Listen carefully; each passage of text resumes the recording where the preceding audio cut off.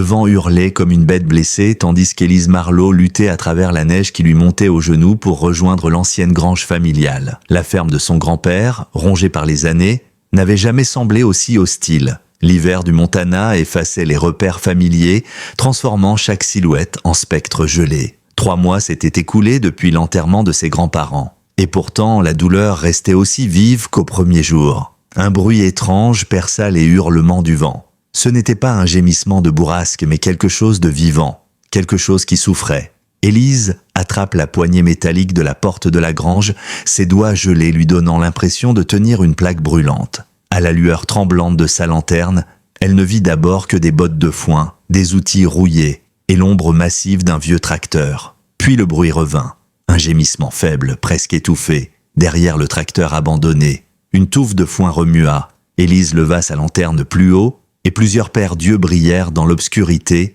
reflétant une lueur dorée. Des chiots, des bergers allemands, blottis les uns contre les autres, l'observaient avec une vigilance troublante.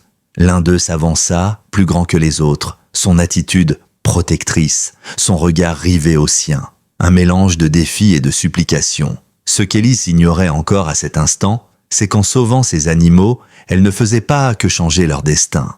Elle s'engageait dans un affrontement bien plus dangereux qu'un hiver montagnard. Un affrontement contre des forces prêtes à tout pour reprendre ce qu'elles considéraient leur appartenir. Laissez un j'aime et partagez vos impressions dans les commentaires, avec le nom de la ville depuis laquelle vous regardez cette vidéo. Maintenant, poursuivons l'histoire. Jamais Élise Marleau ne s'était imaginé reprendre une ferme au fin fond du Montana à seulement 26 ans. Il y a 6 mois à peine, elle gravissait les échelons d'une grande agence de communication à Boston. Sa vie était réglée comme du papier à musique, chaque étape inscrite dans un plan quinquennal. Puis ce coup de fil, le genre de message qui efface tout. Le vieux pick-up de ses grands-parents avait glissé sur une route de montagne verglacée.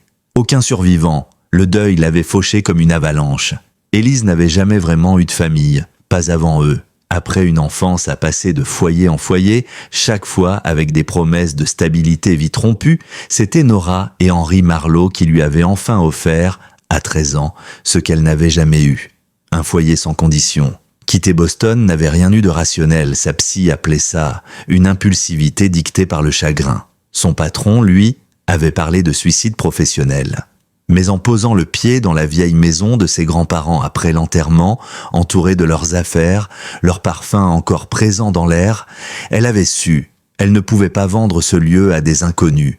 La ferme se trouvait à la lisière de tout, sur 40 hectares de terre, bordant une immense forêt nationale dans l'ouest du Montana. La voisine, la plus proche, Madame Keller, vivait à 3 kilomètres de là, et le bourg de Larch Hill se situait à une 30aine de minutes de route quand les chemins n'étaient pas bloqués par la neige. En hiver, il fallait parfois compter 1 heure. Élise apprenait encore les codes de la vie rurale, ses mains, jadis douces et manucurées, portaient maintenant des callosités dues aux clôtures rafistolées et aux bottes de foin à traîner. Ses tenues de créatrice avaient été troquées contre des chemises à carreaux épaisses et des jeans solides. Son cercle social s'était réduit à quelques salutations polies avec des habitants méfiants. Pour eux, elle n'était qu'une citadine jouant à la fermière, prête à fuir au premier revers. Elle tiendra pas l'hiver, avait-elle entendu dans le petit magasin général la semaine précédente. Peut-être qu'ils avaient raison. Ses économies fondaient comme neige au soleil. La vieille maison grinçait de tous côtés. Chaque courant d'air un rappel cruel de son isolement. Et malgré les tutoriels sur Internet, elle avait toujours autant de mal à réparer quoi que ce soit. Pourtant, sous ses doutes, quelque chose résistait. Une obstination née de tous les foyers qu'il avait rejetés. Cette fois, ce ne serait pas elle qui partirait. Les chiots, si on pouvait encore les appeler ainsi, n'avaient rien des animaux errants ordinaires. Elle le comprit en s'agenouillant dans la paille, tendant la main paume ouverte comme son grand-père lui avait appris à le faire face à un chien inconnu. Le plus grand, sans doute le meneur, s'approcha pour flairer ses doigts avec une prudence méthodique, puis accepta un effleurement sur la tête. « D'où est-ce que tu sors, toi » murmura-t-elle. Ils étaient 5. Tout berger allemand, noir et feu, autour de 3 mois selon son estimation. Trop jeune pour survivre seul, encore plus dans ces conditions. Pourtant, ils semblaient en pleine forme. Leurs yeux la troublaient. Trop lucides, trop concentrés. Loin de la naïveté attendue chez des chiots. Quand elle leur apporta un seau d'eau, aucun ne bougea avant que le meneur ne boive. Lorsqu'elle éparpilla quelques croquettes, mises de côté pour les chats de la grange, ils mangèrent par roulement, 2 restant toujours en alerte. Les ramener à la maison fut étonnamment facile. Pas besoin de les porter ou de les appeler, ils la suivirent dès que leur chef estima qu'elle ne représentait aucun danger. Élise improvisa un enclos dans la buanderie avec des cartons de déménagement et de vieilles couvertures. « Vous n'êtes pas des chiens comme les autres », murmura-t-elle en les observant inspecter méthodiquement leur nouvel abri. Le lendemain, elle appela Madame Keller, la seule voisine qui lui avait vraiment tendu la main depuis son retour. « Des bergers allemands, tu dis ?» Sa voix grésillait à travers la connexion capricieuse. « Des pures races dans le coin? C'est pas commun, ma fille. » Élise avait elle aussi remarqué un détail étrange.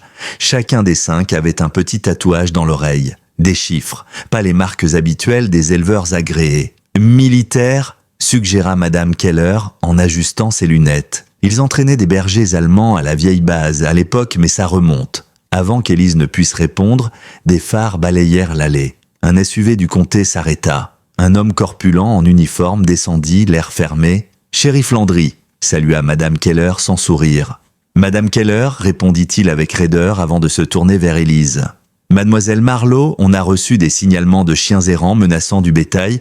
Votre terrain borde plusieurs exploitations. »« Ces chiots ont été abandonnés dans ma grange, » répliqua Élise. « Ils ne sont pas une menace. » Le shérif jeta un œil à la buanderie. « Bergers allemands, comme je le pensais. » Sa main se posa trop près de son arme. « Vous devriez savoir que dans le coin, on tire sur ce qui menace nos bêtes. Pédigré ou pas. »« C'est une menace que vous me faites, shérif ?» demanda Élise en se redressant. « Juste un rappel des faits, madame. Larch Hill n'est pas Boston. Ici, on protège les nôtres. » Après le départ du shérif, Madame Keller posa doucement sa main sur le bras d'Élise. « Il aboie plus qu'il ne mord, mais il a raison sur un point. Les gens du coin n'aiment pas ce qu'ils ne comprennent pas. 2 pattes ou 4, c'est pareil. » Durant la semaine qui suivit, Élise développa une routine avec les chiens. Ils apprenaient les ordres en un rien de temps, comme s'ils devinaient ce qu'elle allait dire avant même qu'elle ne l'ouvre la bouche. Lorsqu'elle les laissait dans l'enclos de la cour, ils ne couraient pas comme des chiots insouciants. Ils patrouillaient. Ensemble, toujours coordonnés. Leur vigilance avait quelque chose d'hypnotique. Elle donna un nom au meneur, celui qui l'avait regardé droit dans les yeux la première nuit. Capétroit, pour sa façon de toujours garder un œil sur tout. Les autres suivirent. Echo, Nova, Flint et Tango. Et malgré leur comportement étrange, Élise s'attacha, peut-être parce qu'il lui rappelait ce qu'elle ressentait elle-même. Rejetés, mal compris, et pourtant profondément loyaux. 10 jours après leur arrivée, une voiture noire aux vitres teintées s'arrêta au bout de l'allée. Un homme en costume sombre, trop léger pour le climat montagnard, descendit avec une aisance glaciale. Il observe la maison, puis s'avança. « Madame Marlowe ?» lança-t-il, avec un sourire qui ne toucha pas ses yeux. « Julien Méraud, représentant de Terracent Forestry. » Élise hocha la tête. « Votre entreprise m'a déjà contacté. J'ai décliné. » Il lui tendit une enveloppe. « Nous espérions que vous reconsidéreriez. Cette nouvelle offre est généreuse, surtout compte tenu de votre situation. » Il jeta un regard appuyé à la toiture bancale de la maison. « Vous êtes jeune, seul, avec une ferme à l'abandon, au cœur d'un des hivers les plus durs que l'on ait connus ici. Je ne parle pas par manque de respect envers la mémoire de vos grands-parents, mais ce lieu nécessite des moyens que vous n'avez pas. » Cap apparut sans un bruit à ses côtés, un grondement sourd roulant dans sa gorge. L'homme recula d'un pas visiblement surpris. « Contrôlez votre animal, madame. »« Il est contrôlé, » répondit Élise calmement. « Il n'aime juste pas les charognards. » Après le départ de l'homme, Cap continua à fixer la voiture jusqu'à ce qu'elle disparaisse dans la forêt. Élise ouvrit l'enveloppe. Le chiffre lui coupa le souffle. Cette somme effacerait toutes ses dettes, permettrait même de relancer la ferme. Mais quelque chose sonnait faux. Pourquoi une entreprise forestière s'intéressait-elle soudainement à ces terres perdues, maintenant, juste après qu'elles aient trouvé ces chiens hors du commun? La coïncidence était trop nette. Et Élise savait que les coïncidences n'étaient que des déguisements. Le premier affrontement sérieux eut lieu 3 semaines après la découverte des chiots. Élise remplissait les abreuvoirs quand un véhicule officiel s'arrêta dans l'allée. Une camionnette banalisée du service de la faune, avec son logo discret sur la portière. Un homme en descendit, grand, épaules larges, regard fermé.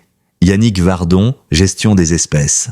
Il tendit un badge officiel mais vague. « Il me faut voir les bergers allemands que vous hébergez. » Élise se raidit. « Je ne les héberge pas, je les ai sauvés. » Et ils vont très bien, merci de vous en soucier. Son visage resta impassible. Madame, il existe des protocoles concernant les animaux abandonnés, surtout lorsqu'ils ont été élevés pour des fonctions particulières. Ces chiens doivent être remis aux autorités compétentes. Lesquelles? Celles qui les ont laissés dans une grange en pleine tempête de neige. Elle croisa les bras. Montrez-moi la loi qui m'interdit de recueillir des chiens errants sur ma propre propriété. Une fraction de respect passa dans son regard, mais disparut aussitôt. Je peux au moins les examiner, vérifier leur état? Elle accepta à contre-cœur et le mena à la grange. Les chiens avaient grandi. Trop grands pour la buanderie, ils avaient eux-mêmes organisé un espace complexe entre les bottes de foin, formant un véritable campement. Encore une preuve de leur intelligence hors norme. À l'approche de Vardon, les 5 chiens se positionnèrent naturellement. Formation défensive. Cap au centre, l'homme s'arrêta net. Des bergers allemands ne se comportent pas ainsi. Il parlait à lui-même. Ils sont spéciaux, dit Élise simplement. Il s'agenouilla, tendit une main sans chercher à les toucher. Cap s'approche de lui, lentement. Vardon demanda à Élise s'il pouvait examiner son oreille. Elle hocha la tête. Il observa le tatouage à l'intérieur et son expression changea. Un éclair de surprise, vite dissimulé. « Ces numéros, vous les avez recherchés ?»« Rien, des impasses. J'ai contacté des refuges, des éleveurs, même la vieille base militaire que Madame Keller m'a mentionnée. » Il se releva, visage de nouveau neutre. « Madame Marlowe, ces chiens ne sont pas ordinaires. Ils ont été élevés, entraînés pour un usage bien particulier. Lequel? Je ne suis pas autorisé à spéculer. » Il changea de ton. « Je vous recommande fortement de les remettre à mon département, pour leur sécurité, et la vôtre. » Après son départ, Élise s'assit dans la paille. Cap posa sa tête sur ses genoux. Ses yeux la fixaient comme s'il lui posait une question muette. « Tu vas nous protéger ?»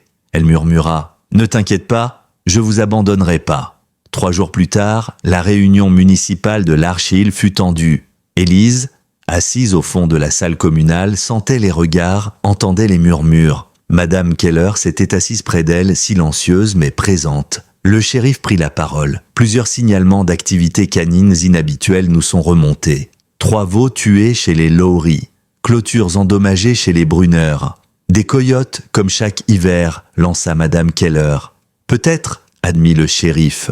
Mais avec 5 bergers allemands de provenance inconnue sur le territoire, nous devons envisager toutes les hypothèses.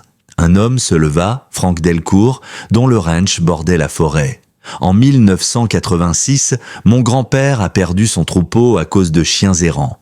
Tout a commencé par 3 bestioles. Une semaine plus tard, 20 brebis égorgées. On attend quoi? Un frémissement d'accord passa dans la salle. Élise se leva, rouge de colère.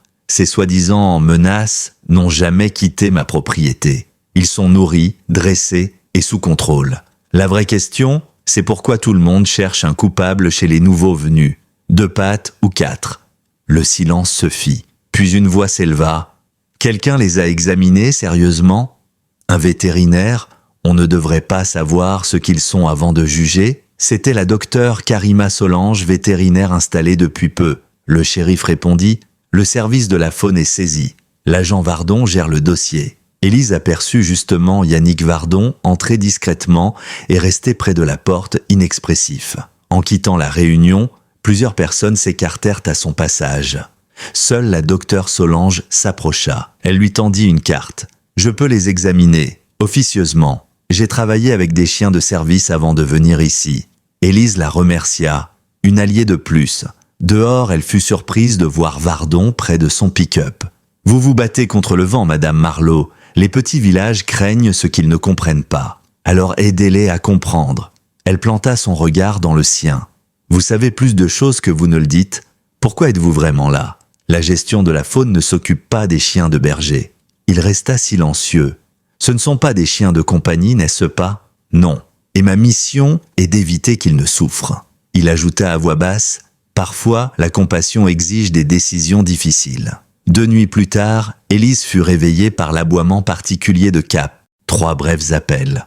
Puis le silence. Elle attrapa le fusil de son grand-père sous le lit, courut à la fenêtre. Sous la lune, 3 coyotes tournaient autour du poulailler. Mais avant qu'elle ne puisse réagir, ces 5 bergers se jetèrent dans la nuit. Pas dans un élan de panique, mais avec stratégie. Séparant les intrus, les encerclant. Ils ne cherchaient pas à tuer, seulement à repousser. Les coyotes battirent en retraite, désorientés. Élise baissa son fusil, le cœur battant. Ces chiens n'étaient pas seulement malins, ils avaient été entraînés par des professionnels. Le lendemain matin, Madame Keller arriva de bonne heure, son vieux pick-up cahotant dans l'allée boueuse.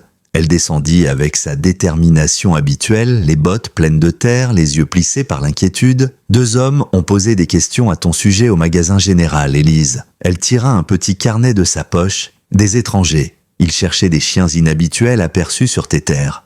Élise fronça les sourcils. Elle leur raconta l'incident de la veille, la manière dont les bergers avaient défendu le poulailler avec une efficacité troublante.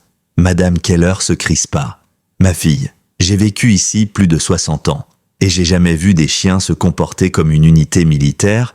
Il y a quelque chose qui cloche. »« Je sais, » répondit Élise, les yeux rivés sur Cap. « Mais je peux pas les abandonner. Tu risques peut-être de ne plus avoir le choix. » La voix de la vieille femme était grave. « Le village se divise. Il y a ceux qui veulent te voir les chiens partir, et ceux qui préfèrent t'attendre. » Elle marqua une pause. « Et ton homme de chez Terrasend, il traîne encore dans le coin, il paye des tournées, s'attire des sympathies, il parle de créer des emplois grâce à ton terrain. » Cette idée acheva de troubler Élise.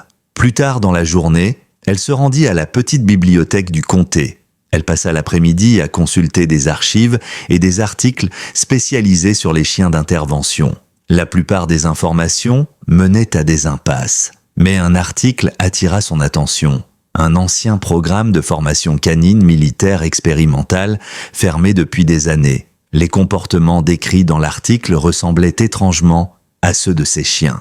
Une coopération sans faille, une capacité à anticiper, une vigilance constante. En sortant de la bibliothèque, elle aperçut Yannick Vardon de l'autre côté de la rue. Il l'observait. Leurs regards se croisèrent, puis il disparut derrière le bâtiment voisin comme une ombre. Elle comprit alors qu'elle n'avait pas toutes les pièces du puzzle, et que ceux qui les possédaient ne comptaient pas les lui donner facilement. Les chiens, eux, continuaient de progresser. Avec le temps, Élise leur avait aménagé un terrain d'entraînement improvisé. Des obstacles, des jeux de recherche, des parcours qu'elle complexifiait chaque jour. Cap anticipait ses gestes avec une telle précision qu'il semblait lire dans ses pensées. Il savait quand elle avait besoin d'un outil, quand une clôture était sur le point de céder. Il passait la nuit devant sa porte, comme un gardien. Echo et Nova formaient un duo inséparable. Flint et Tango, eux, se relayaient naturellement pour surveiller le périmètre, jamais distraits, toujours en alerte. Chaque jour, leur comportement confirmait ce qu'elle redoutait. Ces chiens n'étaient pas de simples rescapés. Ils avaient été conçus pour quelque chose de bien plus complexe. Au fil des semaines, certains habitants du village commencèrent à changer d'avis. Un après-midi, la petite fille de Franck Delcourt se perdit lors d'un pique-nique familial. Il n'avait fallu que 30 minutes à Cap pour retrouver sa trace. Il avait suivi l'odeur sur plusieurs kilomètres, dans un terrain escarpé, jusqu'à une clairière où l'enfant attendait, tremblante mais indemne. Cette prouesse changea tout pour la famille Delcourt. Peu après, Élise proposa son aide à Madame Joubert, une éleveuse de chevaux dont l'écurie avait été endommagée par une tempête de neige. Les chiens, en silence, avaient aidé à dégager les décombres, à guider les chevaux paniqués hors des décombres, sans la moindre panique. Même les plus sceptiques ne purent que reconnaître leur efficacité. « J'ai eu des chiens de berger toute ma vie », déclara Monsieur le Moine en observant Flint diriger un poulain nerveux. « Mais jamais rien vu d'aussi précis. C'est comme s'il savait exactement quoi faire. » Docteur Solange, devenu une présence régulière à la ferme, confirma leur capacité extraordinaire. Elle prenait des notes, réalisait des examens discrets. Leur santé est excellente. Leur coordination exceptionnelle. On dirait qu'ils ont conservé l'entraînement de leur passé, tout en l'adaptant à la vie civile. J'ai rarement vu ça. Elle examina les dents de Cap. Je dirais qu'ils ont 7 à 8 mois, encore adolescents, mais déjà d'un niveau impressionnant. Une nuit de mai, Élise fut réveillée par le grognement grave de Cap. Elle attrapa son téléphone et découvrit un message de Vardon. « Du monde arrive, pas des amis. Va à la cave, j'apporte du renfort. » Son cœur s'accéléra. Elle réveilla Madame Keller qui passait souvent la nuit à la ferme à cause de problèmes d'électricité chez elle. « Ton grand-père a préparé cette maison, tu sais, » dit-elle en enfilant son manteau. « Il y a une sortie secrète dans la cave qui mène à l'ancien tunnel minier. »« Je fuis pas, » dit Élise attrapant le fusil. Ce n'est pas de la fuite, c'est de la stratégie. Les chiens, comme s'ils comprenaient, se mirent en position.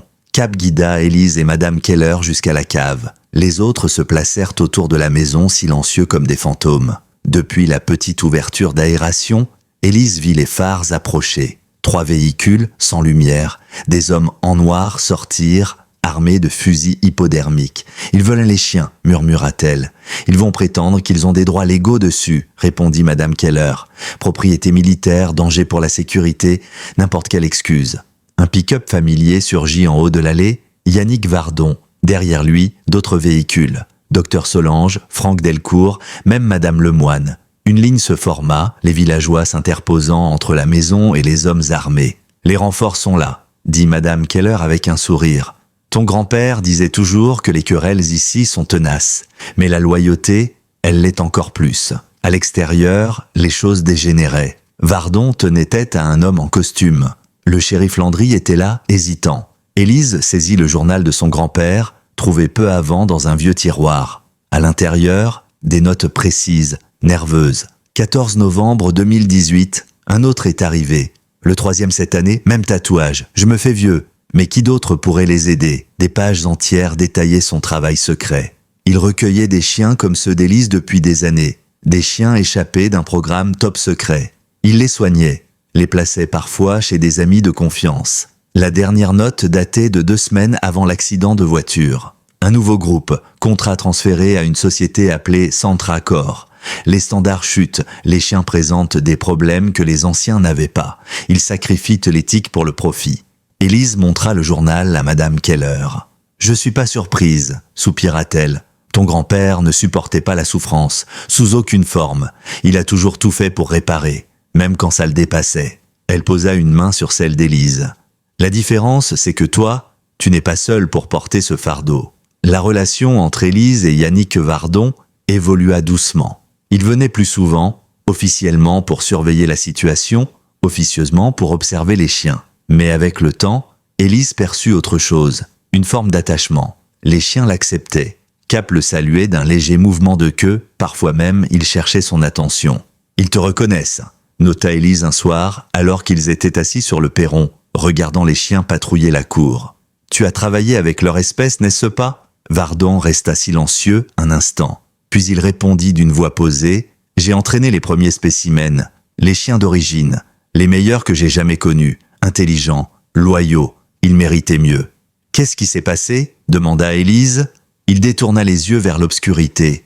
Le programme a changé de main, de l'armée à une entreprise privée. À l'origine, on cherchait à créer des chiens pour le secours, la recherche, les catastrophes naturelles, puis les objectifs ont changé. Sécurité, surveillance, neutralisation, et quand j'ai remis en question certaines méthodes, on m'a écarté. J'ai quitté le programme. Je me suis fait oublier dans le Montana, et voilà que je retrouve 5 visages familiers. Il esquissa un sourire amer, ou presque. Ces hommes qui surveillent la ferme, ce ne sont pas des photographes d'oiseaux, dit Élise. Non, ce sont des agents liés à Centracor, l'entreprise derrière l'actuel programme. Ils ne veulent aussi pas que ces chiens soient si visibles. Ils ne veulent aussi pas qu'on sache ce qu'ils ont fait. Alors pourquoi tu m'aides? Tu risques ton poste, ton identité. Il resta silencieux un long moment. Quand il parla enfin, sa voix était basse. Parce que 20 ans dans l'armée m'ont appris une chose. Faire ce qui est juste ne correspond pas toujours à obéir. Pendant que l'hiver reculait lentement, les tensions augmentaient. Le vieux chauffage de la ferme tomba en panne lors d'un front glacial. Les réparations coûtèrent cher. Élise accepta des petits boulots en ville. Tenue de caisse au magasin de grains, service dans le seul café du bourg le week-end. Elle vendit quelques fusils de collection de son grand-père pour combler le manque. Mais elle tenait bon. Les chiens devenaient son moteur. Ils n'étaient plus un poids, mais une raison. Et sans surprise, c'étaient eux qui redoraient son image dans la région. Lors d'un pique-nique au bord du lac, un petit garçon échappa à la vigilance de ses parents. Cap mena Élise jusqu'à lui en moins d'1 heure, suivant une piste invisible à travers les bois. Le garçon, frigorifié mais vivant, fut ramené sous les regards ébahis des secouristes. L'enfant s'appelait Milo Wilkins, et ce sauvetage changea tout. La famille Wilkins devint de fervents soutiens d'Élise.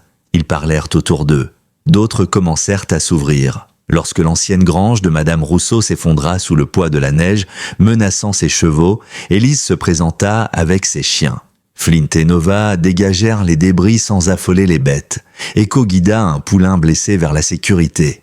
Même les sceptiques se turent. « J'ai vu des border collies au travail toute ma vie », dit un vieux fermier nommé Victor Arnaud. « Mais cela, c'est autre chose. » Élise commença à organiser des séances d'entraînement structurées, transformant un ancien enclos en parcours d'obstacles. Cap montrait une faculté d'anticipation stupéfiante. Il reconnaissait les besoins d'Élise avant même qu'elle ne parle. Il récupérait des outils, signalait des fuites, détectait les faiblesses des clôtures. Docteur Solange, fasciné, vint régulièrement faire des examens. Ils n'ont pas seulement conservé leur discipline, ils l'ont adaptée. Ce sont des êtres cognitifs avancés. Leur comportement dépasse les standards. Elle examina leurs dents, leur croissance. 8 mois environ, pas encore adultes, mais ce qu'ils montrent est exceptionnel. Un soir, alors qu'Élise relisait les carnets de son grand-père, Cap se leva d'un bond et émit un grognement grave. Les autres chiens se figèrent. Vardon, en visite ce soir-là, prit son arme et se dirigea vers la fenêtre. Un véhicule, seul, sans phare, trop rapide. Un craquement retentit. Le bruit du métal contre un tronc. Une voiture venait de heurter un arbre à l'entrée. Vardon sortit, Élise le suivant. Cap insista pour venir malgré la tension. Sous la pluie, ils découvrirent un SUV noir, l'avant broyé contre un vieux chêne.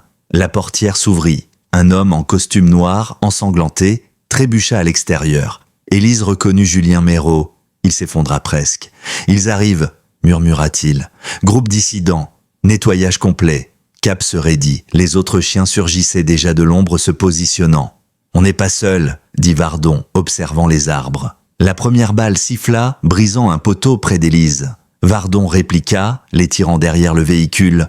Plusieurs ennemis, équipements militaires, certains de centre-accord, d'autres inconnus. Il rechargea calmement. « Il faut retourner à la maison. » Ils sprintèrent sous la pluie, Cap ouvrant la voie. Élise soutenait Méraud, blessé. Les chiens fonçaient dans le noir, harcelant les tireurs, semant le chaos. La coordination était si parfaite qu'ils semblaient issus d'un même esprit. Mais soudain, un cri.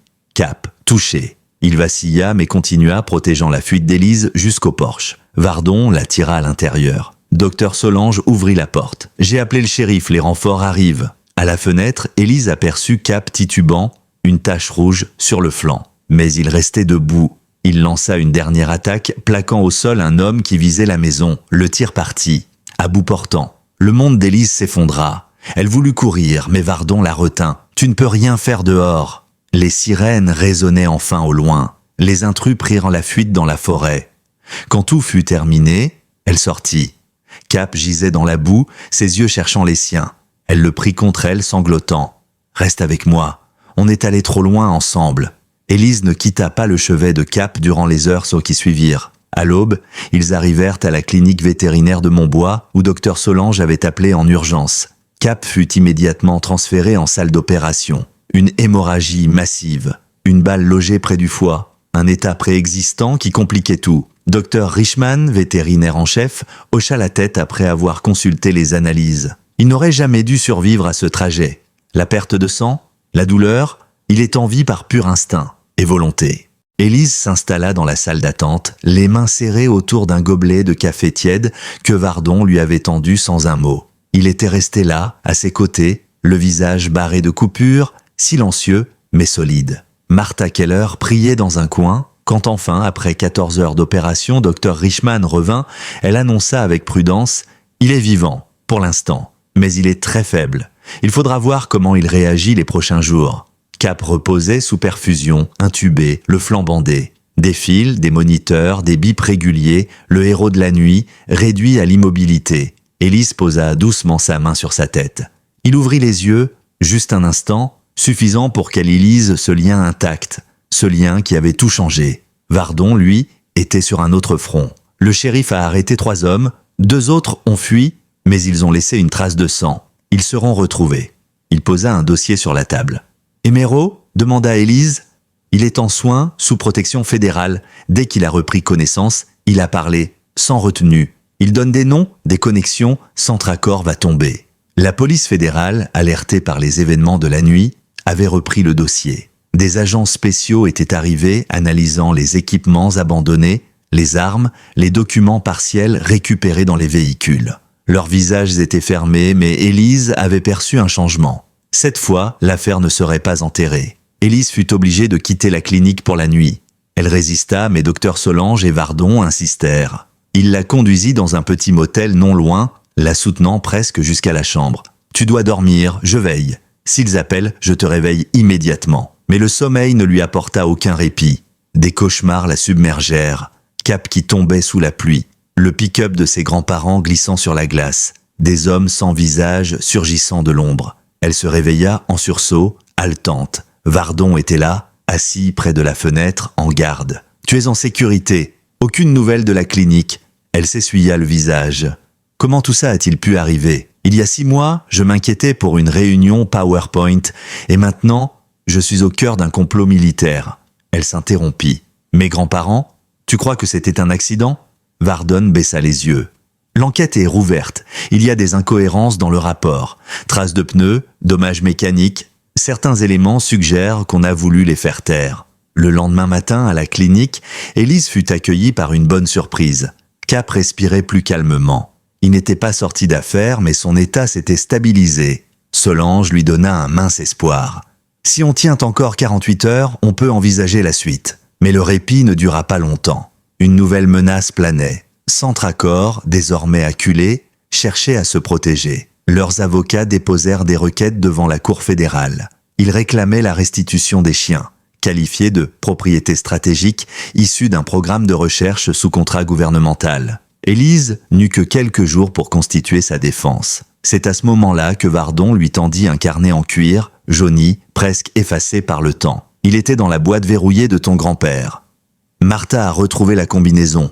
Élise reconnut l'écriture. C'était encore son grand-père. Mais ce carnet n'était pas comme les autres. Il était organisé comme un plan, une procédure, une série d'actions à suivre si jamais il disparaissait. Tout y était, des noms, des dates, des enregistrements de conversations, des photos de documents militaires, des extraits de contrats, de virements, de mémos confidentiels, et surtout, une liste de personnes à contacter. Des sénateurs, des journalistes, d'anciens officiers. C'est un levier, ton grand-père avait peur, alors il a tout préparé. Mais il n'a jamais eu le temps de l'activer. Ou on l'en a empêché, murmura Élise. Mais maintenant, elle détenait toutes les cartes, et elle avait l'intention de jouer la partie jusqu'au bout. Elle commença par contacter le sénateur Auguste Marin, un vieil ami de son grand-père, aujourd'hui à la tête de la commission sur les services militaires. L'homme, bien que vieillissant, reconnut immédiatement le nom de Thomas Marlowe. Tom était un homme de principe. Je me suis toujours demandé pourquoi il avait soudainement rompu tout contact. Maintenant, je comprends. Il accepta de convoquer une réunion confidentielle avec sa commission. Pas de public, pas de caméra, mais des résultats. Vous avez ma parole. Élise transféra également tous les documents à 3 avocats différents avec consignes précises. Si elle disparaissait ou était inquiétée, tout serait rendu public. « Tu joues un jeu dangereux ?» dit Vardon. « Tu es en train de menacer des gens très puissants. » « Je ne les menace pas, je les tiens face à leurs actes. » Pendant ce temps, à la ferme, Martha coordonnait les voisins. Un système de surveillance avait été mis en place. Des tours de garde, un réseau de soutien. Les chiens restants, bien que perturbés par l'absence de Cap, restaient disciplinés. Echo dormait souvent près de l'ancienne niche de Cap. Flint refusait de manger tant qu'Élise n'était pas là. Nova passait de longues minutes, silencieuse, à regarder la route. Ils savaient. Et ils attendaient. Cap, lui, se battait. Chaque jour, il reprenait un peu de force. Solange parlait d'un traitement expérimental développé à l'origine par les laboratoires de Centracor pour contrer les dégradations internes liées aux manipulations génétiques du programme. C'est risqué, coûteux et surtout, nous n'avons aucun protocole officiel. Mais si on pouvait mettre la main dessus, c'est alors qu'un visiteur inattendu apparut à la clinique. Julien Méraud, le visage pâle, en béquille, mais vivant, sous surveillance des fédéraux. Il demanda à parler à Élise. « Il existe un traitement. J'en ai les détails. » Il regarda Cap à travers la vitre. Il était désigné Alpha 7, le prototype le plus prometteur. Ce que vous voyez là, les défaillances, c'était prévu. Il a été modifié. Mais il y a un antidote. Élise sentit son cœur s'emballer. Pourquoi me dire ça maintenant ? Parce que j'ai plus rien à perdre. Et que lui, il mérite mieux que ce qu'on lui a fait. La révélation de Méraud changea tout. Élise sentit l'urgence monter. Un traitement, un espoir. Un moyen de sauver Cap, mais la voix de Vardon dans son dos fut immédiate, ferme. Il veut négocier. Il tente de troquer des informations contre une réduction de peine. Et si ce qu'il dit est vrai, répliqua Élise, les yeux rivés sur le chien blessé. Et si cette information peut lui sauver la vie? Tu sais aussi bien que moi que ce traitement n'existe dans aucun dossier officiel. Il faut creuser. Méraud affirma que la formule n'avait jamais été numérisée. Trop sensible.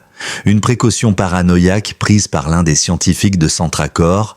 Seule une version papier existait, cachée dans un centre de stockage appartenant à la société, situé à Ironville, une ville industrielle désaffectée à 4 heures de route. Et je suis le seul à savoir exactement où fouiller, ajouta-t-il. Élise n'avait pas le luxe d'attendre. Elle organisa le déplacement avec l'aide de Vardon, tandis que Méraud, sous escorte fédérale, les guiderait à distance par téléphone. La mission était risquée, et pourtant, chacun accepta son rôle. Cap, pendant ce temps, sombrait lentement. Chaque heure de retard était un pas vers l'irréversible. Le bâtiment, un ancien entrepôt bétonné cerné de ronces, semblait abandonné. Mais les caméras au coin du toit racontaient une autre histoire. Vardon s'approcha prudemment, neutralisant l'une des caméras avec un laser infrarouge. À l'intérieur, les lieux étaient figés dans le temps. Étagères métalliques, caisses numérotées, dossiers empilés sous la poussière. Méraud guida Élise à travers le labyrinthe. Allée 14, section B, coffre 72. Une boîte en métal verrouillée, recouverte d'un vieux drap. Vardon força le cadenas, à l'intérieur des classeurs. Des documents imprimés, couverts de symboles chimiques, de tableaux, de croquis de tissu canin. Et au fond, un petit carnet rouge, le protocole complet du traitement. De retour à Montbois, Dr Richman se plongea dans les papiers. Son verdict fut sans appel, c'est expérimental. Mais scientifiquement, ça se tient. On a les composants. Si on suit le protocole à la lettre, il y a une chance. Elle tourna les yeux vers Élise. Pas une garantie, mais une chance. Alors on la prend. Le traitement débuta le soir même. Cap fut placé en isolement sous haute surveillance. Il réagit violemment aux premières injections. Convulsions, gémissements. Élise resta à son chevet, incapable de partir. Les autres chiens restaient à la maison, sous la garde de Martha et des voisins, comme une petite milice silencieuse. À l'extérieur, les soutiens affluaient. Le sénateur Marin avait lancé une procédure d'urgence au Congrès. Les documents de Thomas Marleau, validés et authentifiés, avaient déjà ébranlé plusieurs hauts fonctionnaires. Centracor était au bord de la rupture. Mais dans l'intimité de la clinique, le monde s'était réduit à un combat. Un chien, une maîtresse, une volonté. Cap lutta 3 jours. Des jours de fièvre, de crise, de rémission fragile. Puis, lentement, les signes vitaux se stabilisèrent. Un matin, alors que le soleil se levait derrière les collines, il ouvrit les yeux. Vardon, présent, posa une main sur l'épaule d'Élise. Il revient. Les semaines suivantes furent celles de la reconstruction. Cap reprenait du poids. Ses muscles, amaigris par le combat, retrouvaient peu à peu leur vigueur. Il ne participait pas encore aux patrouilles avec les autres, mais les observait du pas de la porte, la tête haute. Les autres l'entouraient avec respect. Echo dormait de nouveau près de lui. Nova ne quittait pas sa ligne de vue. Flint et Tango, silencieux, patrouillaient la propriété, comme s'ils redoublaient de vigilance en attendant le retour de leur chef. En parallèle, la tempête politique éclatait. Les révélations sur Centracor, la privatisation illégale du programme canin militaire, les expérimentations sans autorisation éthique, tout cela fit la une des journaux nationaux. Élise, grâce aux archives de son grand-père, était devenue l'élément central d'une enquête fédérale. Les audiences au Sénat furent lancées. Des têtes tombèrent, d'anciens cadres de Centracor furent inculpés. D'autres prirent la fuite à l'étranger. Mais au cœur du Montana, sur la terre battue de la ferme Marleau, les priorités d'Élise restaient simples. La guérison de ses chiens, la protection de leur sanctuaire et un projet nouveau, né d'un rêve commun avec Martha et Vardon. Transformer cette ferme en un lieu de réhabilitation pour chiens exceptionnels. Pas un refuge, un sanctuaire, un lieu où ces animaux, créés pour servir sans relâche, pourraient enfin vivre en paix. Docteur Solange proposa son aide pour monter un programme de soins, de formation douce et d'évaluation comportementale. Le shérif Landry, désormais bien plus conciliant, accepta que les chiens soient officiellement enregistrés comme protégés dans le registre du comté. Et certains habitants qui autrefois voulaient les voir partir, vinrent même proposer leur aide. Mais une dernière bataille se profilait. Centracor, malgré les scandales, n'avait pas dit son dernier mot. Leur armée d'avocats avait déposé un recours devant le tribunal fédéral de Boise réclamant l'appropriation légale des 5 bergers. La défense d'Élise reposait sur la volonté de son grand-père, les preuves des mauvais traitements subis et surtout sur le soutien public. Le juge accepta d'inclure dans le dossier les témoignages des habitants de l'Archhill. Un à un, ils vinrent parler. Frank Delcourt raconta comment Cap avait retrouvé sa petite-fille. Madame Rousseau expliqua comment Flint avait sauvé ses chevaux. Docteur Solange présenta les résultats vétérinaires, les progrès de Cap, la douceur d'Echo avec les enfants. Même le shérif témoigna « Ces chiens ont fait plus pour notre communauté que certains humains ». Puis ce fut au tour d'Élise. Sa voix tremblait d'abord, puis s'affermit. « Je suis arrivé ici perdu, en deuil, en colère. Ces chiens, je ne les ai pas dressés. C'est eux qui m'ont appris la discipline, la fidélité, le courage. Ce ne sont pas des outils, ce sont des êtres à part entière. Et c'est à mon grand-père qu'ils doivent leur liberté. C'est à moi maintenant de la protéger. » La salle d'audience resta silencieuse un long moment après qu'Élise ait terminé son témoignage. Le juge, un homme aux traits secs et au regard analytique, parcourut les pièces du dossier, les photos, les extraits du journal de Thomas Marlowe, les expertises vétérinaires, les déclarations filmées de Merrow. Puis il leva les yeux vers la salle bondée. Le tribunal reconnaît que ces animaux ont été obtenus et entraînés dans un contexte illégal, que leur bien-être a été mis en danger par les pratiques de l'entreprise Centracor et que depuis leur sauvetage, leur intégration dans une structure civile a démontré une utilité sociale incontestable. Il se pencha vers son micro. La demande de restitution est rejetée. Madame Élise Marlowe est reconnue comme leur propriétaire légitime. Un souffle d'émotion parcourut la salle. Martha, assise au premier rang, serra les poings en murmurant « Il l'aurait su, Tom, il l'aurait su ». Vardon, de l'autre côté, baissa brièvement la tête, laissant échapper un soupir qu'il retenait depuis des mois. Docteur Solange essuya une larme discrète. Quant à Élise, elle resta immobile, figée, les yeux brillants, jusqu'à ce que le bruit d'une patte contre le sol derrière elle attire son attention. Cap, que Vardon avait discrètement fait entrer dans la salle en fin d'audience, s'avança lentement jusqu'à elle. Il posa sa tête contre sa jambe, et dans un silence parfait, elle posa sa main sur son crâne, comme pour sceller une promesse. Ils avaient gagné, ensemble. Dans les mois qui suivirent, le projet de sanctuaire devint une réalité. La ferme Marlowe fut officiellement rebaptisée, le refuge Canin Marlowe, avec pour mission de réhabiliter des chiens issus de programmes spéciaux, de leur offrir une nouvelle vie utile et digne. La communauté, autrefois divisée, s'unit pour l'aider. Le terrain fut réaménagé, une grange transformée en centre de soins. Un parcours d'entraînement fut conçu par Vardon, inspiré des méthodes militaires mais adouci pour le bien-être des chiens. Docteur Solange mit en place un protocole de soins à long terme, combinant médecine vétérinaire traditionnelle et accompagnement comportemental. Cap, Echo, Nova, Flint et Tango devinrent les premiers résidents officiels du refuge, et aussi ses ambassadeurs. Les visites commencèrent, des familles, des enfants, des anciens combattants souffrant de stress post-traumatique. Tous touchaient du doigt quelque chose d'indéfinissable dans le regard de ces chiens. Une intelligence douce, une force tempérée par la loyauté. Cap, bien que toujours affaibli, reprit peu à peu ses fonctions. Il participait aux démonstrations, menait les autres lors des exercices, surveillait les chiots que le refuge commençait déjà à accueillir.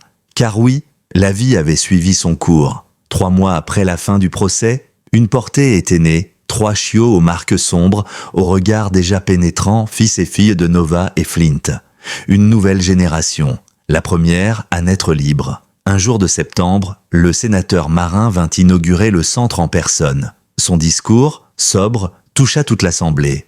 Ce que nous célébrons ici, ce n'est pas seulement un acte de justice, c'est la preuve que même les erreurs de l'État peuvent être réparées par la détermination individuelle. Madame Marlowe, vous n'avez pas seulement sauvé ces chiens, vous avez sauvé une vérité. Et vous avez rappelé à ce pays qu'on ne mesure pas la loyauté d'un animal à ce qu'il rapporte, mais à ce qu'il représente. Les caméras de télévision captèrent chaque instant. Le regard de Cap, debout à côté d'Élise. Les chiots courant entre les bottes de foin. Les applaudissements des visiteurs venus de tout l'État. Pour la première fois depuis longtemps, Élise se permit de respirer. Pas un souffle inquiet, un vrai souffle, de paix. Elle passa la soirée avec Martha sur le perron, un verre de limonade à la main, les pieds nus posés sur le vieux bois. « Tu te rends compte de ce que tu as fait ?» demanda la vieille femme. Élise secoua la tête avec un petit sourire. « Je voulais juste honorer ce que mon grand-père a commencé. Tu as fait bien plus que ça. Tu as transformé la douleur en espoir. Et ça, c'est rare. » Cap vint se coucher à leurs pieds, suivi de près par les autres. Ils formaient un cercle, un clan, une famille. Ce soir-là, quand elle monta dans sa chambre, Élise prit le vieux carnet de Thomas et ajouta une note à la dernière page. « Mission accomplie, papy. Ils sont en sécurité, et moi aussi. » Mais toutes les histoires ne finissent pas paisiblement, car une dernière ombre planait. Un article discret, paru dans un journal militaire, mentionnait la disparition de 3 anciens agents de Centracor. Aucune trace, aucune piste, et une mention inquiétante, certains prototypes canins, issus d'un programme parallèle, restaient introuvables. Élise fronça les sourcils en refermant l'article. Elle se retourna vers Cap, qui la fixait déjà. Il avait compris. Pendant plusieurs semaines, Élise tenta de ne pas accorder trop d'importance à cet article. Après tout, ce genre d'écho discret dans les pages confidentielles des journaux militaires pouvait aussi bien n'être qu'un bruit de fond. Mais plus les jours passaient, plus elle sentait que quelque chose changeait. Les chiens eux-mêmes semblaient perturbés. Flint, d'ordinaire stoïque, dormait mal. Echo s'absentait la nuit plus longtemps que d'habitude. Et Cap restait souvent immobile à observer la forêt, les oreilles dressées, comme s'il attendait un signal. Puis vinrent les marques. D'abord une clôture sectionnée sans trace visible, puis une caméra de surveillance déplacée, débranchée sans dommage. Le shérif Landry envoya une patrouille, mais aucun signe de présence. Probablement des ados en mal de frisson, dit-il. Mais ni Élise, ni Vardon n'y crurent. C'était trop précis, trop propre. Le genre de choses que des professionnels faisaient quand ils voulaient juste rappeler qu'ils étaient là, qu'ils pouvaient entrer, sortir, observer, sans jamais se faire voir. Le soir du premier gel, Élise retrouva un collier métallique suspendu à la poignée de la porte de la grange. Un modèle militaire gravé d'un simple mot, Secteur 9. Elle sentit un frisson glacé remonter sa colonne. Vardon examina l'objet sous lumière UV. « C'est un message. Ils veulent qu'on sache qu'ils nous surveillent. » Il tourna le médaillon dans sa main. Secteur 9, c'était le nom interne d'un projet lié à Centracor, mais bien plus extrême que celui de Cap et des autres. Pas des chiens dressés. Des armes. Les jours suivants, Élise renforça la sécurité du refuge. Barrières électriques discrètes, nouvelles caméras reliées à un cloud externe. Elle savait qu'elle ne pourrait pas empêcher une attaque, mais elle voulait au moins gagner du temps. « Pourquoi maintenant ?» demanda-t-elle à Vardon un soir en refermant les volets. « Parce que ce que tu as fait a embarrassé les mauvaises personnes, et parce qu'il reste peut-être des éléments de leur programme qu'ils veulent récupérer. » ou effacé. C'est dans ce climat tendu que Cap recommença à s'éloigner la nuit. Pas longtemps, juste assez pour inspecter les alentours. Il rentrait à l'aube, toujours silencieux, mais de plus en plus tendu. Une nuit, Élise décida de le suivre. Elle l'observa traverser les champs, franchir une barrière, puis longer le lit asséché d'un ancien ruisseau. Là, elle vit ce qu'il regardait. Au loin, dans les collines boisées, une lumière rouge clignotait à intervalles réguliers. Un drone. Pas un modèle de loisir, un appareil militaire silencieux, équipé de caméras thermiques. Élise comprit, ce n'était pas une simple intimidation, c'était une phase de reconnaissance. Le lendemain matin, elle réunit Martha, Vardon et Dr Solange. « Je ne peux pas risquer leur sécurité, pas après tout ça. Je dois déplacer les chiens. »« Et aller où ?» demanda Martha. « Le seul endroit où ils seront en sécurité, c'est ici. Parce qu'ici, tu as une communauté, des gens qui se battront avec toi. » Vardon acquiesça. « Si tu les envoies ailleurs, tu les rends invisibles. Et c'est ce qu'ils veulent, qu'on oublie, qu'on laisse tomber. » Un silence suivit, puis Élise soupira. « Alors on reste, et on résiste. » Le surlendemain, à l'aube, une nouvelle équipe arriva au refuge. Pas des ennemis cette fois, des journalistes d'investigation, mandatés par une chaîne nationale. Grâce au sénateur Marin, l'affaire Marlowe allait faire l'objet d'un grand reportage. Une enquête exclusive sur les dérives de Centracor, les chiens du programme, la tentative d'effacement. Élise hésita à exposer ainsi ses chiens, mais Vardon l'encouragea. Plus ils sont visibles, moins ils sont vulnérables. C'est l'ombre qui les tue, pas la lumière. Les journalistes passèrent 2 jours au refuge. Ils filmèrent les entraînements, interviewèrent les habitants de l'Arch Hill, documentèrent les carnets de Thomas. Et surtout, ils capturèrent de quelque chose qu'aucune enquête n'avait su montrer, la relation. Ce lien silencieux entre Élise et ses bergers, ce respect mutuel, cette communication presque télépathique entre elle et Cap. Lorsqu'ils repartirent, Élise eut l'impression d'avoir franchi une frontière. Ce n'était plus une affaire personnelle, c'était devenu un symbole. Mais comme toujours, plus la lumière grandit, plus l'ombre s'épaissit. 2 jours avant la diffusion du reportage, une intrusion eut lieu, pas à la ferme, mais dans le centre de recherche vétérinaire de Montbois, où étaient stockés certains prélèvements biologiques du traitement expérimental ayant sauvé Cad. Un serveur fut vidé, des dossiers subtilisés, le tout sans trace visible d'effraction. Dr Richman, furieuse, appela Élise. Ce qu'ils veulent, ce n'est pas seulement effacer les chiens, c'est aussi faire disparaître toute preuve de ce qu'ils ont modifié, de ce qu'ils ont implanté. Élise sentit sa gorge se nouer. Elle pensa à Cap, à sa résilience, à la souffrance qu'il avait endurée, et à ce que ça voulait dire. Quelque part, il y avait d'autres chiens comme lui, peut-être toujours utilisés, peut-être perdus, peut-être brisés, et elle savait au plus profond d'elle qu'elle ne pourrait jamais se contenter de les oublier. « Il faut qu'on élargisse notre mission », dit-elle à Vardon cette nuit-là. « Ce sanctuaire, ce ne sera pas juste un refuge, ce sera une lumière pour ceux qu'on cherche encore à éteindre. » Il la regarda en silence, puis il hocha la tête. Alors il est temps d'écrire une nouvelle page. Quelques jours plus tard, alors que le reportage télévisé sur l'affaire Marleau venait tout juste d'être diffusé à l'échelle nationale, Élise vit le monde basculer. Les réactions affluèrent en masse. Des milliers de messages, de lettres, de dons, des vétérinaires, des anciens soldats, des familles endeuillées, tous partageaient un même sentiment. Ce que ces chiens avaient vécu ne pouvait être ignoré.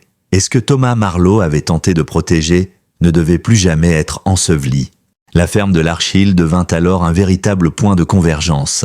Une chaîne de solidarité se mit en place. Les clôtures furent renforcées. Le refuge agrandit. Un cabinet juridique basé à Seattle se proposa de défendre gratuitement toutes les actions du sanctuaire. Des anciens du corps médical militaire offrirent leur aide pour étudier les séquelles génétiques laissées par les programmes secrets. Même les universités commencèrent à s'y intéresser. Mais avec la notoriété, le danger évoluait lui aussi.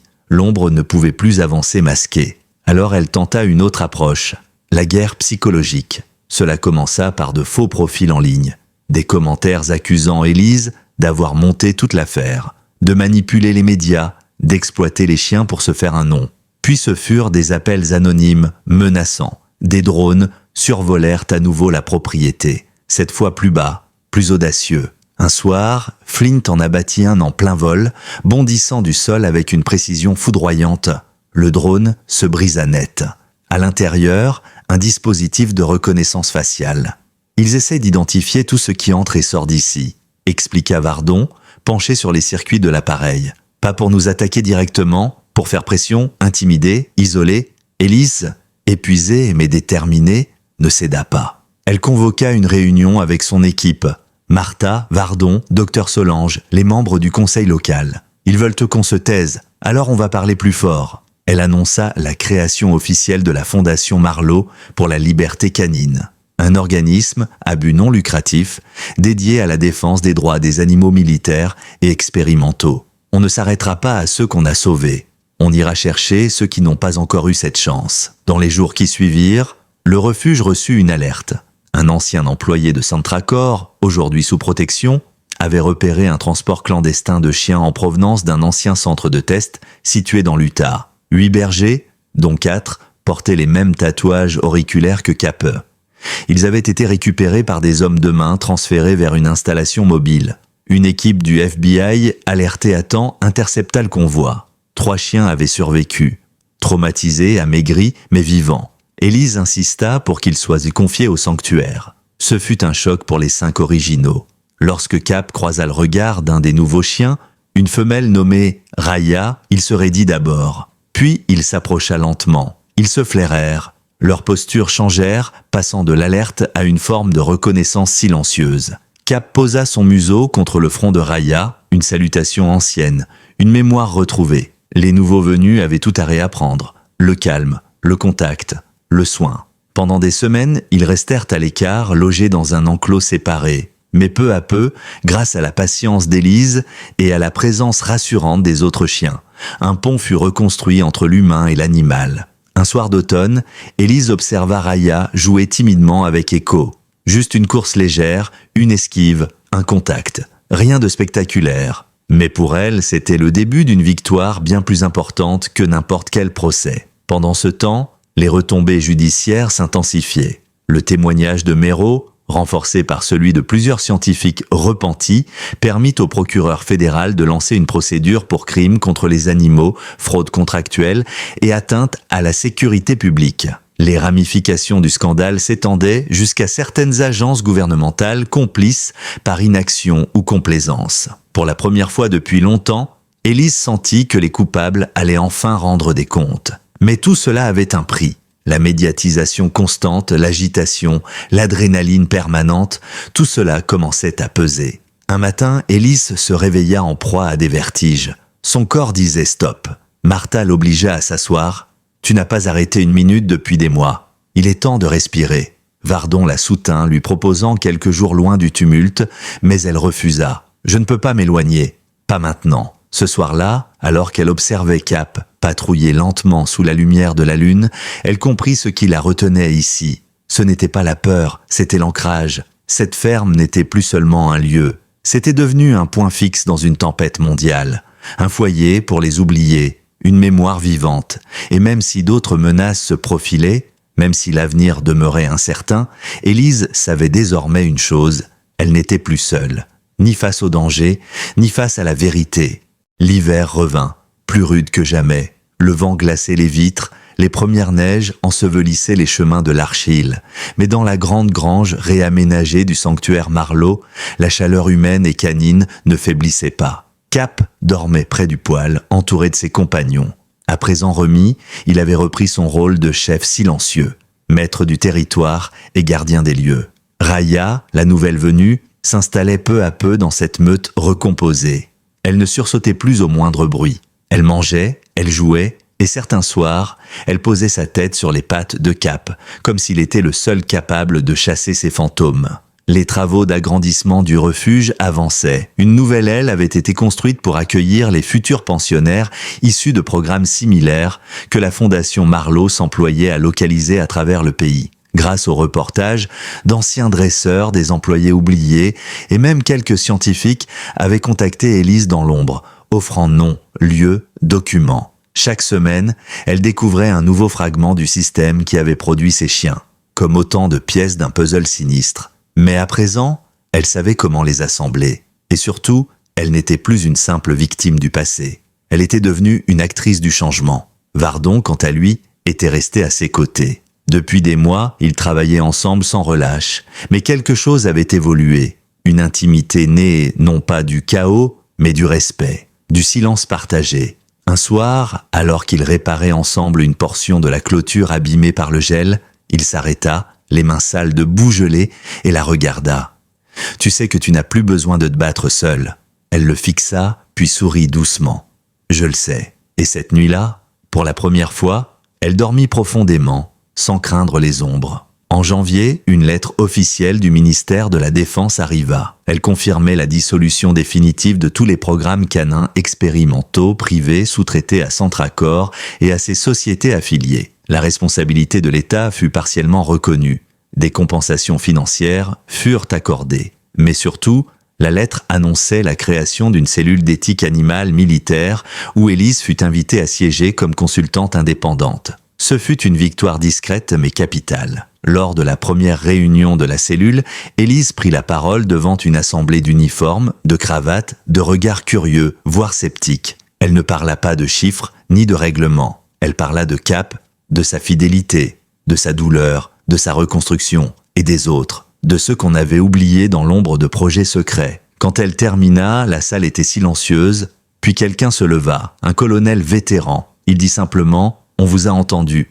De retour à l'Archil, l'activité battait son plein. Le refuge accueillait de nouveaux chiens, certains marqués, d'autres brisés. Un husky à l'œil aveugle, une malinoise aux membres raidis par des injections mal calibrées. Mais tous trouvaient ici ce qu'on leur avait arraché. Un abri, une deuxième chance, une voix. Un après-midi, alors qu'Élise guidait un groupe d'enfants en visite scolaire, un garçon demanda « Il est à qui ce chien ?» en montrant Cap. Elle s'accroupit, caressa la tête du berger assis près d'elle et répondit « Il n'est pas à moi, il est à lui-même. Mais il a choisi de rester ici. » Et dans ce regard échangé, tout fut dit. À l'approche du printemps, la Fondation Marleau reçut une demande particulière. Organiser un séminaire pour les forces de secours régionales afin de former des unités mixtes chiens humains aux catastrophes naturelles. Cap, Echo, Nova et Flint participeraient. Ce ne serait pas une démonstration de puissance, mais un transfert de savoir, une transmission. Élise accepta. Le jour de l'événement, le soleil perçait enfin les nuages d'hiver. Sur le terrain d'entraînement, une foule discrète mais attentive regardait Cap guider un pompier dans une simulation de recherche de victimes. Il avançait lentement, puis se figeait, aboyait une fois. La cible fut localisée. Applaudissements. Cap, imperturbable, retourna près d'Élise. Ce jour-là, elle vit dans les yeux de chacun la même chose, le respect. Le soir venu, alors qu'elle rangeait les dossiers dans son bureau, un appel interrompit son calme. C'était une femme, voix tremblante. « Je crois que mon frère a travaillé sur un projet proche de celui que vous avez révélé. Il était mort il y a 3 ans. On m'a dit qu'il s'était suicidé, mais j'ai toujours eu des doutes. Et j'ai trouvé un disque dur. » Élise sentit un nœud se former dans sa poitrine. Elle prit une grande inspiration. « D'accord, dites-moi où vous êtes. On va vous aider. » Elle raccrocha. Cap, allongé près de la cheminée, releva la tête. Elle le regarda et murmura « Ça recommence, mon vieux. » Mais cette fois, elle était prête. L'appel de cette femme fut le point de départ d'un nouveau chapitre. Mais cette fois, Élise ne ressentit plus ni peur ni vertige. Juste une détermination calme, profonde. Elle savait quoi faire. Elle savait à qui s'adresser. Le réseau qu'elle avait construit était devenu une toile solide, tissée de vétérinaires, d'anciens militaires, d'avocats, de chercheurs et de simples citoyens touchés par son combat. Quelques jours plus tard, elle accueillit cette femme à Larch Hill. Elle s'appelait Julie Lemay, une enseignante de l'Oregon. Son frère, Gabriel, avait été analyste de données biométriques pour un sous-programme lié à Centracor. Le disque dur qu'elle remit à Élise contenait plus de 800 fichiers, rapports confidentiels, vidéos de tests, relevés biologiques sur des chiots. Certains documents portaient des en-têtes gouvernementaux, d'autres étaient anonymes, codés, comme s'ils avaient été destinés à disparaître. Gabriel, dans une série de lettres retrouvées dans une boîte à chaussures, expliquait son dilemme moral. Il avait tenté d'alerter, en vain. Puis plus rien, officiellement, un suicide. Mais les incohérences s'accumulaient. Élise prit le relais. Elle fit analyser les données par un laboratoire indépendant, puis les transmit au sénateur Marin et au procureur fédéral. Cette nouvelle salve de preuves donna lieu à l'ouverture d'un second volet de l'affaire, les unités de reproduction illégale, un projet encore plus sombre.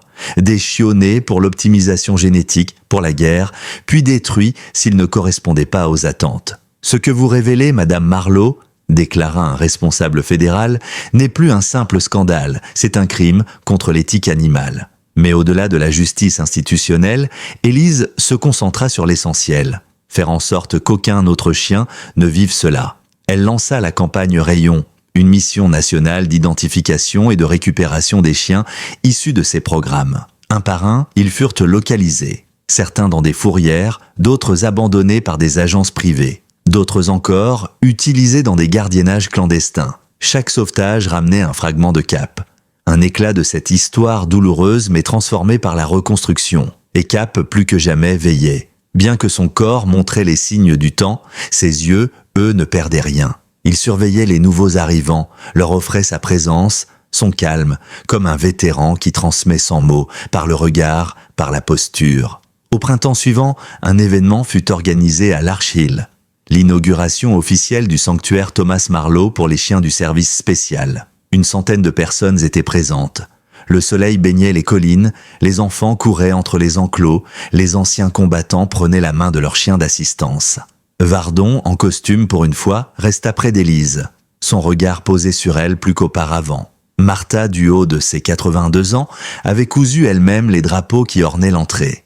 Et Cap, fidèle à lui-même, restait à côté d'Élise. Un peu plus lent, un peu plus gris, mais toujours là. Quand elle monta sur l'estrade, Élise prit une inspiration. Il y a 2 ans, j'ai quitté une carrière toute tracée pour enterrer mes grands-parents dans un coin reculé du Montana. Je croyais avoir tout perdu. Mais dans une grange, au fond d'une nuit glaciale, j'ai trouvé 5 chiots qui ont changé ma vie. Aujourd'hui, ce sanctuaire n'est pas seulement le fruit de ma volonté. C'est celui de mon grand-père, de ses chiens, de ceux qui ont choisi de rester alors que c'était plus simple de fuir. Elle marqua une pause, balayant la foule du regard. À ceux qui nous écoutent, à ceux qui ont peur de ne pas avoir leur place, à ceux qui ont été rejetés parce qu'ils étaient différents, ou trop silencieux, ou trop intenses, je vous dis ceci, ce que vous avez vécu ne vous définit pas. Ce que vous décidez d'en faire, oui. Les applaudissements fusèrent. Cap se leva, émit un aboiement bref, une seule note, claire, forte, comme un point final. Les mois passèrent, le sanctuaire grandit, d'autres chiens arrivèrent, des liens se tissèrent, des enfants traumatisés reprirent confiance en eux à travers des jeux simples. Des anciens combattants trouvèrent dans le silence de Cap ou la douceur d'Echo quelque chose qu'aucune thérapie ne leur avait jamais offert. Un refuge, une résonance. Un matin d'été, Élise se leva tôt. Le soleil effleurait à peine la cime des pins. Cap dormait dehors comme à son habitude. Elle s'approcha. Il ouvrit un œil, leva lentement la tête. Elle s'accroupit, posa son front contre le sien. « Tu sais que tout ça, c'est toi qui l'as déclenché, pas vrai ?» Il ne répondit pas. Mais il n'en avait pas besoin. Et tandis que le vent du matin glissait entre les arbres, Élise comprit que certains destins n'étaient pas choisis, mais embrassés, que certaines blessures devenaient des racines, et que la famille, ce n'est pas le sang, mais ce qu'on choisit de protéger, envers et contre tout. Lorsque la vie vous arrache vos repères, quand le deuil vous laisse seul face à l'immensité du silence, souvenez-vous d'Élise Marleau. Elle aurait pu tout abandonner, elle aurait pu fuir, mais elle a choisi de rester, de se battre, de reconstruire. Son histoire nous rappelle que le courage n'est pas l'absence de peur, mais la volonté de continuer malgré elle. Que les liens qu'on crée, même avec ceux qui ne parlent pas notre langue, peuvent guérir ce que le monde a brisé. Et que parfois, en sauvant quelqu'un, c'est nous-mêmes que nous réparons. Si cette histoire vous a touché, n'oubliez pas de laisser un like et de partager vos impressions en commentaire avec le nom de votre ville. On se retrouve très bientôt pour une nouvelle histoire qui, elle aussi, pourrait tout changer.